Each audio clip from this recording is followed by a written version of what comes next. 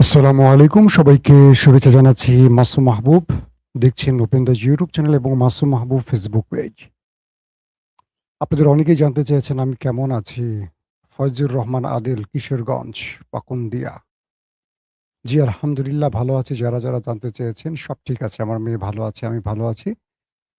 আ দর্শক, বেশ কিছু গুরুত্বপূর্ণ খবর আছে।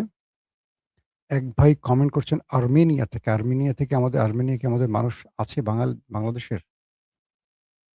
আর্মেনিয়া থেকে দেখছেন কে? মানিনুর পাহাড়, কারো নাম হয়। আর্মেনিয়া থেকে যে ভাই দেখছেন, কত বছর আছেন আর্মেনিয়াতে? কেমন? অবশ্যই জানাবেন। দর্শক, চলুন আমরা বেশ কিছু গুরুত্বপূর্ণ খবর নিয়ে বসছি আজকে। আপনাদেরকে আজকে দুর্দান্ত কিছু খবর দিতে পারবো আশা করি। আ আপনারা কি ইরানের খবর আরো দেখতে চান কিনা? নাকি আমরা প্রসঙ্গ পরিবর্তন করব সেটাও আমাকে কমেন্ট করে জানাবেন। ১ম যে গুরুত্বপূর্ণ খবর, মুজতফা খামেনি অবশেষে পৃথিবীকে আবারও একটা কাঁপুনি দিল তার একটা স্টেটমেন্ট দিয়ে, এক বক্তব্যে। আমেরিকা সহ পুরো মধ্যপ্রাচ্য বিশ্বকে কাঁপিয়ে দিয়েছেন। ২ নম্বর গুরুত্বপূর্ণ খবর, মার্কিন একটি রণতরী পালিয়ে গেল না ফেরত গেল? যেটি এসছিল ইরানকে ধ্বংস করতে সেটি এখন নাকি নিজেই ব্যর্থ হয়ে চলে যাচ্ছে। ৩ নম্বর গুরুত্বপূর্ণ খবর, মধ্যপ্রাচ্যে একের পর এক মার্কিন উপস্থিতি বাড়ছে, যুদ্ধের প্রস্তুতি পাশাপাশি। ইরান যেকোনো সময় আমেরিকার ওয়ারশিপে আক্রমণ চালাবার ঘোষণা দিয়েছে। ৪ নম্বর গুরুত্বপূর্ণ খবর, মধ্যপ্রাচ্য থেকে আমেরিকাকে বিদায় নিতে হচ্ছে এবং ইরান বলেছে মধ্যপ্রাচ্যকে পাক করা হবে আমেরিকা মুক্ত করে। চলুন আপনাদেরকে আমি এই গুরুত্বপূর্ণ খবরগুলো দেব, পাশাপাশি ইমরান খানের খবরটাও দিতে চাই। ১ম এ আমি ইমরান খানের খবর দিয়ে চলে যাব ইরান আমেরিকা প্রসঙ্গে। পাকিস্তানের এই মুহূর্তে যতগুলো জরিপ হয়েছে প্রত্যেকটি জরিপে সবচেয়ে জনপ্রিয় নেতার নাম ইমরান খান। সর্বশেষ যে জরিপটি হয়েছিল সেখানে ইমরান খানের জনপ্রিয়তা ছিল ৮০% এর উপরে এবং ইমরান খান সর্বশেষ যে নির্বাচনটি হয়েছিল সেই নির্বাচনে ইমরান খানের দল পিটিআই একাই ২০০ আসন লাভ করেছে, যেটা পুলিং রেজাল্ট অনুযায়ী, ডিসি অফিসের না। অর্থাৎ ভোট কেন্দ্রের ফলাফল অনুযায়ী এটা হলো রাইট, যেটাকে বলে ফ্রম 45।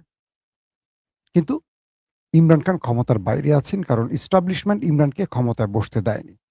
সবসময় এস্টাবলিশমেন্ট তার পুতুলকে ক্ষমতায় বসায়, যাকে দিয়ে রাষ্ট্র কন্ট্রোল করা যায়, লুটপাট করা যায়, তাদের ইচ্ছা বাস্তবায়ন করা যায়। এটা বাংলাদেশেও হয়। বাংলাদেশের জনগণের ভোটে খুব কমই নির্বাচিত হয়। হয় ওই দেশ যা চায় আর আমাদের দেশের এস্টাবলিশমেন্ট যা চায়। এটা বাংলাদেশের সচেতন মহল মোটামুটি ভালো করে জানেন। তো ইমরান খানকে নিয়ে একের পর এক অ্যাডভেঞ্চার করে আসিম মনির। ১ম এ কামার জাভেদ বাজওয়া, তারপর আসে আসিম মনির। যার সেনা চাকরি, সেনাবাহিনীর চাকরির মেয়াদ শেষ হয়ে যায়। তারপরও সে ৪-৫ দিন এক্সটেনশন অতিরিক্ত নওয়াজ শরীফের কাছ থেকে নিয়ে তিনি এই পদে, সেনাপ্রধান পদের জন্য নওয়াজ শরীফের মূল্যায়ন নেন এবং পরবর্তী তিনি, যেহেতু নওয়াজ শরীফের দল ক্ষমতায় বসে, ইমরানকে হটিয়ে অবৈধ পথে কামার জাভেদ বাজওয়ার হাত ধরে পরে তিনি সেনাপ্রধান হন। এরপর সবকিছু তার কুক্ষিগত করে তিনি এখন ফিল্ড মার্শাল এবং পাকিস্তান চলছে আসিম মনিরের ইশারায় সবকিছু। শাহবাজ শরীফ পুতুল প্রধানমন্ত্রী, একেবারে পুতুল। অনেক দেশে পুতুল প্রধানমন্ত্রী থাকে। কখনো দেখবেন কোনো দেশের স্বরাষ্ট্রমন্ত্রী প্রধানমন্ত্রী, কিন্তু প্রধানমন্ত্রী থাকে একজন নামমাত্র। আবার কোনো দেশে দেখবেন যে অমুক ব্যক্তি প্রধানমন্ত্রী, এরকম অনেক দেশে থাকে। তো পুতুল প্রধানমন্ত্রী শব্দটা এখন আমরা আমাদের আশপাশে অনেক জায়গায় দেখি। তো পাকিস্তানের ক্ষেত্রেও এরকম আছে যে আসিম মনিরই কার্যত রাষ্ট্রের সব। শাহবাজ শরীফ পুতুল প্রধানমন্ত্রী। তো ইমরানের এই জনপ্রিয়তায় তিনি ঈর্ষান্বিত হন এবং তিনি বুঝতে পারছেন যে ইমরানকে কোনো প্রকার ছাড় দিলে ইমরান তাদেরকে ছাড়বে না এবং পাকিস্তানের এস্টাবলিশমেন্টের দুর্নীতি বন্ধ করে ফেলবে, তাদেরকে গলা টিপে ধরবে। তাই ইমরানকে যেকোনোভাবে শেষ করতে হবে, তার রাজনৈতিক ক্যারিয়ার শেষ করতে হবে, তাকে অবৈধভাবে জেলে ঢুকানো হয়। তিনি আজ কত বছর, পাকিস্তানের শেষ যে নির্বাচনটি হয়েছে তার আগ থেকে তিনি জেলে, এখনো জেলে আছেন এবং এই মুহূর্তে তাকে কারো সাথে দেখা করতে দেয়া হয় না। তো আজকে সলমন সফদর নামে একজন আইনজীবী, ইমরান খানের একজন আইনজীবী তার সাথে দেখা করার সুযোগ পান এবং তিনি ইমরান খানের যে শারীরিক অবস্থা দেখেছেন তার একটা বর্ণনা তুলে দিয়েছেন। পাকিস্তানের গণমাধ্যম সেটা প্রচার করেছে। সেখানে বলা হয়েছে যে ইমরান খানের একটি চোখ অন্ধ হয়ে গেছে। তিনি সেই চোখে দেখছেন না। ইমরান খান তার আইনজীবীকে বলেছেন, "আমি আমার এই চোখটিতে কিছু দেখতে পাচ্ছি না।" পাশাপাশি তার স্ত্রী বুশরা বিবিরও চোখের সমস্যা দেখা দিয়েছে এবং ইমরানকে জেলে বিনা চিকিৎসায় রাখা হয়েছে। তার উপর প্রচুর টর্চার হচ্ছে মেন্টালি, শারীরিক বিভিন্নভাবে। কিন্তু ইমরানকে ছাড়া হবে না কারণ ইমরান খান এস্টাবলিশমেন্টের সাথে আতাত করবে না। এস্টাবলিশমেন্টের অনুরোধ রাখবে না। ইমরান খান আসলে একটা বোকা মানুষ। অনেকে বিদেশ থেকে এস্টাবলিশমেন্টের আ কি বলবো? আবদার রক্ষা করে প্রধানমন্ত্রী হয়ে যেতে পারে, রাষ্ট্রপতি হয়ে যেতে পারে, অনেক কিছু হয়ে যায়। কিন্তু ইমরান খান তার দেশের জন্য, জনগণের জন্য তিনি জেলখানায় আছেন আজকে ৩-৪ বছরের উপরে। তারপর তিনি ক্রমান্বয়ে অসুস্থ হতে, হতে মৃত্যুর দিকে যাচ্ছেন। তার একটা চোখ বিনা চিকিৎসায় অন্ধ হয়ে যাচ্ছে। তারপরও তিনি বলছেন মৃত্যু পর্যন্ত ওয়েট করবেন কারাগারে। এই জাতির বা এই দেশের বিজয়ের যে লড়াইটা তিনি করছিলেন, মুক্তির যে আন্দোলনটা করছেন, এখান থেকে তিনি ফিরে যাবেন না। পৃথিবীতে এরকম ২ জন, ৩ জনের নাম আমি বলতে পারি যারা আপসহীন নেতৃত্ব দিয়েছেন। নেলসন ম্যান্ডেলা, বেগম খালেদা জিয়া আর পাকিস্তানের ইমরান খান। খালেদা জিয়া এতটা আপসহীন ছিলেন যে ক্রমান্বয়ে তাকে মানে স্লো পয়জনিং করে আস্তে, আস্তে মৃত্যুর দিকে পাঠানো হয়েছে। তিনি আতাত করেননি। তার দল এখন আতাত করছে বিভিন্ন স্বার্থের জন্য বা আমি জানি না, শোনা যাচ্ছে এরকম বা তাদের কাজকর্ম দেখে মনে হচ্ছে যে তারা কোনো, কোনো জায়গার সাথে আতাত করে হয়তোবা রাষ্ট্র চালাচ্ছে বা ক্ষমতা ধরে রেখেছে বা ব্লা, ব্লা, ব্লা।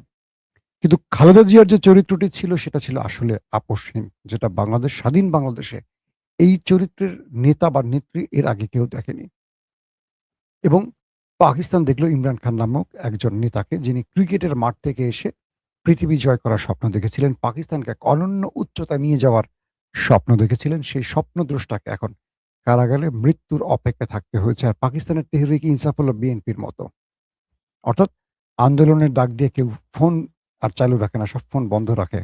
বেগম খালেদা জিয়া আমাকে একবার বলেছিলেন তার একটা ওয়ান টু ওয়ান বৈঠকে, মার্চ ফর ডেমোক্রেসি সহ কয়েকটা আন্দোলনে যখন সরকার পতনের প্রচেষ্টা বিএনপি বা ৪ দলীয় জোট বা ২০ দলীয় জোট বড়, বড় আন্দোলন তৈরি করে।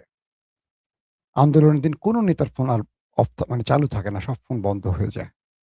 তো পিটিআইর অবস্থাটা এরকম হয়ে গেছে। পিটিআই আন্দোলনের ঘোষণা দিয়ে আর কাউকে খুঁজে পাওয়া যায় না। মাঠে শুধু কর্মীরাই থাকে। তো ইমরান খানের পিটিআই আসলে অনেক নির্যাতনও সহ্য করেছে। তবে কর্মীরাই সেটাই করেছে। কর্মীরা অনেক জীবনও দিয়েছে ইমরান খানের জন্য। তো সেই ইমরান খান এখন অন্ধ হয়ে গেছে। এটা আমাদের জন্য সবচেয়ে দুঃখজনক একটা ব্যাপার। পিটিআইকে এই মুহূর্তে যদি রাজপথে নেমে একটা আন্দোলন করে এস্টাবলিশমেন্টের পতন ঘটাতে না পারে বা এস্টাবলিশমেন্টেরকে বাধ্য করতে না পারে ইমরানকে মুক্তির জন্য, মনে রাখবেন পাকিস্তান আরো কয়েকশো বছরের জন্য কি বলবো অন্ধত্বের দিকে চলে যাবে। এই পাকিস্তানের মুক্তি অসম্ভব বলে মনে হচ্ছে। যেটা বাংলাদেশের ছাত্র জনতা দেখাতে পেরেছে সেটা পাকিস্তান দেখাতে পারছে না। এটা পাকিস্তানের জন্য সবচেয়ে লজ্জার এবং কি বলবো কলঙ্কের। আসেন আমরা ইমরান খান খবর তো পেলেন, এবার আমরা আমেরিকা ইরানের খবরে চলে যাই। মার্কিন প্রেসিডেন্ট ইরানে আক্রমণের জন্য ডার্ক ঈগল নামে সবচেয়ে ভয়ংকর মিসাইল কল করেছে। অর্থাৎ ইরানের বিরুদ্ধে ডার্ক ঈগল এই মিসাইলটি ব্যবহারের জন্য তিনি মধ্যপ্রাচ্যে এই হাইপারসনিক মিসাইলটিকে আনছেন। এটি খুব ভয়ংকর একটি মিসাইল। এটার অনেক বর্ণনা আমি দেখলাম আজকে ওয়েবসাইটে বসে। তার মানে আমেরিকা ইরানের সাথে একটা বড় গেইমে নামার চেষ্টা করছে। আমেরিকার সামনে আর কোনো পথ খোলা নেই। পাশাপাশি ট্রাম্প নতুন করে আরেকটি ট্রুথ সোশ্যালে হুমকি দিয়েছে ইরানকে। তিনি এখন অনেকটা বলা যায় যে Facebook, YouTube, Twitter এ আমরা একে অপরের সমালোচনা করি না বা হুমকি দেই না? ট্রাম্প এখন বাস্তবে কিছু করতে না পেরে চলে গেছে ট্রুথ সোশ্যাল। এটি তার নিজের একটি সোশ্যাল মিডিয়া। তো সেখানে তিনি আমেরিকাকে বার্তা দেন।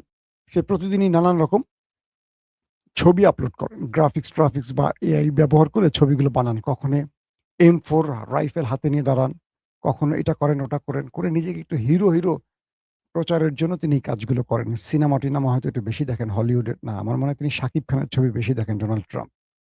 ওকে। তো ডোনাল্ড ট্রাম্প নতুন আরেকটি মানে সোশ্যাল মিডিয়াতে তার পোস্ট এসছে, সেখানে লেখা আছে, the storm is coming, the storm is coming, অর্থাৎ তুফান আসছে। মানে তিনি আমেরিকার প্রেসিডেন্ট হয়ে ইরানকে বোঝাচ্ছেন, আমেরিকার তুফান আসছে, ইরান তুমি সতর্ক হও, তোমাকে সেই তুফান ভাসিয়ে নিয়ে যাবে, এমন তুফান আসছে। এর আগে বলছিল নো মোর গাইস, আপনি শুনেছেন তো, যে তিনি সেখানে বলেছিলেন যে আমি যতটা ভালো দেখছেন ততটা ভালো না, খারাপ মানুষ হয়ে ইরানকে কিছু দেখাবেন, তার একটা M4 রাইফেল হাতে নিয়ে। এবার তিনি বলছেন কি, দ্য স্টর্ম ইজ কামিং, তুফান আসছে। সেই তুফান ইরান ভাসবে কি ভাসবে না, সেটারও ইরান জবাব দিয়ে দিয়েছে। ইরানের নেতা মুস্তফা কামিনী বেঁচে আছেন না মরে গেছেন, এটা নিয়ে অনেক আলোচনা হয়েছে মার্কিন গণমাধ্যমে। এবার তিনি আরেকটি বার্তা পাঠিয়েছেন বিশ্বের কাছে, তার জাতির কাছে এবং আমেরিকার উদ্দেশ্য করে, গালফ কান্ট্রির উদ্দেশ্য করে, সবাইকে উদ্দেশ্য করে। যখন ইরানের সাথে আমেরিকার বৈঠকটি হলো, ইরানের পররাষ্ট্রমন্ত্রী আব্বাস আরাকচির সাথে এবং ইরানের রাষ্ট্রদূতের সাথে রাশিয়ার, মানে দুটো দেখা হয়েছে দুটো বৈঠকের পর, কোনো একটা অদৃশ্য কারণে ইরান খোলস থেকে বেরিয়ে আসছে। ইরান এখন নিজেই ধমকি দিচ্ছে আক্রমণ করার। এতদিন ধমকি দিত না, এতদিন তারা খুব ব্যালেন্স করে কথা বলতো। আক্রমণাত্মক কথা বলতো ট্রাম্প, আর ইরান বলতো গঠনমূলক এবং ধৈর্যের সাথে। কিন্তু এখন ইরান নিজেই ট্রাম্পের চেয়ে বড় অ্যাটাকিং মুডে কথা বলছে। তো এর আগে বলেছে যে কোনো সময় ইরান হরমুজে মার্কিন নেভিকে কবর দেবে, বা তাদের মিসাইল বা ড্রোন যে কোনো সময় অ্যাটাক বা স্ট্রাইক শুরু করবে। এবার মুস্তফা খামেনি যে বক্তব্যটি দিয়েছে সেটি হলো যে 1000 কিলোমিটার দূর থেকে কোনো লোভী গোষ্ঠী এই অঞ্চলে আসবে আর এই অঞ্চলের শান্তি নষ্ট করে আমাদেরকে বিভাজিত করবে, আমাদের ঐক্য নষ্ট করবে, আমরা তাদেরকে পানিতে ডুবিয়ে মারব। 1000 মাইল দূর থেকে কে আসছে? মধ্যপ্রাচ্যে আমেরিকা। তারা গালফ কান্ট্রিতে এসছে, মূলত তারা অর্থ লুট করতে আসছে এবং পেট্রো ডলার পকেটে ভরে তারা আমেরিকাকে উপরে নিচ্ছে। মুসলিম দেশগুলো গরিব হচ্ছে আর এই দেশগুলো ধনী থেকে ধনী হচ্ছে, কারণ আমাদের রাষ্ট্রগুলোতে রাজনৈতিক অস্থিরতা তৈরি করে এখান থেকে লুট করে, আমাদের দেশের যুদ্ধ ছড়িয়ে দিয়ে প্রাকৃতিক সম্পদ লুট করে, আমাদের দেশের তেল সম্পদ, মানে আমাদের মানে আরবের কথা বলছে, আর আমাদের দেশগুলোতে রাজনৈতিক অস্থিরতা তৈরি করে এখান থেকে যা পায় লুটপাট করে চলে যায়। আমাদের নেতাদের অবৈধ টাকাগুলো তাদের ব্যাংকে রাখার সুযোগ করে দিয়ে তারা কোটিপতি হয় আর আমরা ফকির হই। আমাদের রিজার্ভ শূন্য, তাদের রিজার্ভ থাকে ট্রিলিয়ন ট্রিলিয়ন ডলার। কিন্তু আমাদের নেতারাই এই দেশের ওইসব লোকদেরকে তারা আবার নেতা বানায় যারা চুরি করতে পারে। সৎ লোকদের কখনো দেখবেন ভারত, আমেরিকা বা উন্নত দেশগুলোর নেতা বানাবে না। তারা সবসময় খোঁজে চোরদের। বাংলাদেশের বা পাকিস্তানের এস্টাবলিশমেন্ট দেখবেন সবসময় লুটেরাদের নেতা বানায়। কারণ এইসব ব্যক্তিরা যখন ক্ষমতায় বসে তাদের সুবিধা হয় লুটপাট করতে। ধরেন ইমরানকে কেন পাকিস্তানের এস্টাবলিশমেন্ট পছন্দ করে না? কারণ ইমরান খান নির্ভেজাল লোক এবং দুর্নীতি করতে দেয় না কাউকে। তার ৩.৫ বছরে তিনি দুর্নীতির গলা টিপে ধরেছিলেন। এই সময় আর্মিরাও খুব বেশি সুবিধা করতে পারেনি লুটপাটে। এখন কি হয়? এখন যারা ক্ষমতায় বসছেন তারা অবৈধ। তো অবৈধরা তো কাউকে বৈধতা দিতে পারে না বা কাউকে অবৈধ বলতে পারে না। এই সুযোগে পাকিস্তানের জেনারেলরা যার মতো পারছে লুট করছে। একদিকে সরকার লুট করছে, একদিকে আর্মিরা লুট করছে। একে অপরই ভাগে যোগে লুটপাট করছে। এই টাকাগুলো তারা কি পাকিস্তানে রাখছে না, তারা আমেরিকায় পাঠায়। তো বাংলাদেশে গত ৫৪ বছরে যারা ক্ষমতায় ছিল, আওয়ামী লীগ, বিএনপি, জাতীয় পার্টি, অন্তর্বর্তীকালীন সরকার, কেয়ারটেকার সরকার, যেটাই বলি, যেই কদিনের জন্য ক্ষমতায় বসতে হাজার না লাখ লাখ কোটি টাকা বিদেশে পাচার করছে। এই টাকাগুলো বিদেশের ব্যাংকে রাখার জন্য তারা অনেক ধনী হয়েছে। আর আমাদের টাকা চলে যাওয়ার কারণে আমরা গরিব হয়ে গেছি। সোজা বাক্য। আর এই নেতাদের চেয়ে বড় দোষ কাদের জানেন? আমাদের ভোটারদের। নির্বাচনের আগে অমুক ভাই, তমুক ভাই ৫০০ টাকা দেয়, ১,০০০ টাকা দেয়, মারি ভোটটা। এরপরে গলায় পাড়া দিয়ে, আমাদের গলার উপরে পাড়া দিয়ে তারা হাজার কোটি টাকা নিয়ে চলে যায়। আমাদের ঘাড়ে ঋণের বোঝা রেখে। আমরা জনগণ বুঝি না কে সৎ, কে অসৎ। দেই ভোট। কারণ টেন্ডারবাজি তো আমি করব। কয়জন লোক টেন্ডারবাজি করে? কয়জন লোক নেতার বা রাজনীতি করে সুবিধা পায়? অথচ অধিকাংশ মানুষ আবেগে ভুল জায়গায় ভোট দেয়। এখন বিষয়টা তৈরি হচ্ছে এরকম যে কি বলে, মার্কিন প্রেসিডেন্টের এই হুমকির পর মুস্তফা খামেনি যে বক্তব্যটি দিলেন একদম কড়া বার্তায়। যে 1000 কিলোমিটার দূর থেকে কেউ এসে আরবে, গালফে বা আমাদের এই অঞ্চলে অস্থিরতা তৈরি করবে আর পকেট ভরে চলে যাবে, তাদেরকে এখন আমরা পানিতে ডুবিয়ে মারব। মানে আমেরিকাকে বলছে। বলছে যারা এই অঞ্চলে ব্লকেড তৈরি করেছে, তারা কদিন পর লেজ গুটিয়ে পালাবে। মানে আমেরিকার ওয়ারশিপকে উদ্দেশ্য করে বলছে। এবং এই দুনিয়া তাকিয়ে দেখবে আমেরিকার পরাজয়। এবং তাদেরকে সব রকমভাবে ব্যর্থ করা হয়েছে। বাকি সময়টুকু তাদেরকে ব্যর্থ করে এখান থেকে ঘাড় ধাক্কা দিয়ে বিদায় করা হবে। মানে এখান থেকে তাদেরকে বিদায় করা হবে। ইরান আমেরিকাকে এখান থেকে বিদায় করবে।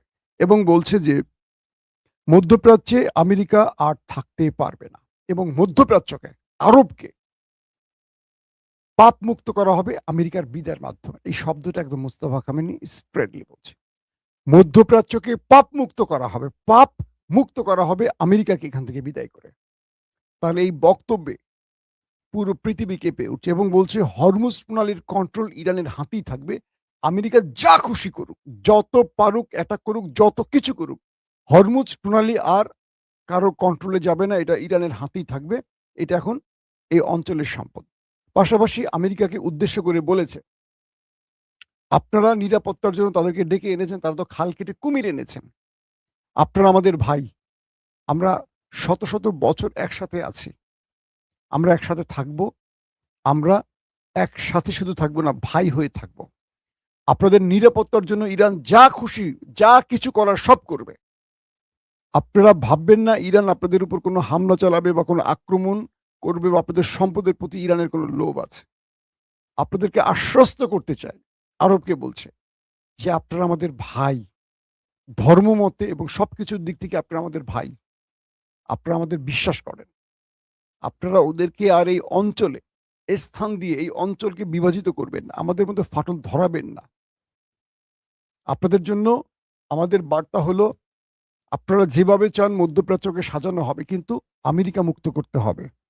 যদি আপনারা এ অঞ্চলে আমেরিকাকে মুক্ত না করেন বা আমেরিকাকে এখান থেকে না খেদান, তাহলে আপনাদের অস্তিত্ব রাখবো না। একদম ডাইরেক্ট মুস্তাফা খামেনির বক্তব্য। এই অঞ্চলে আপনাদেরকে থাকতে হলে অবশ্যই আমেরিকাকে তাড়িয়ে থাকতে হবে। আমেরিকাকে সঙ্গে নিয়ে থাকতে পারবেন না। এবং এই অঞ্চলে নিরাপত্তা আপনাদেরকে ইরান দেবে। প্রয়োজনে অন্য কেউ দেবে, কিন্তু আমেরিকা নয়।